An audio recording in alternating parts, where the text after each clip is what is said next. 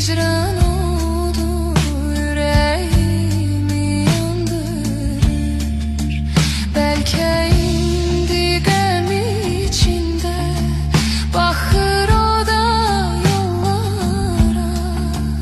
Ahı niye öz eşkimi düz demedim ben yara.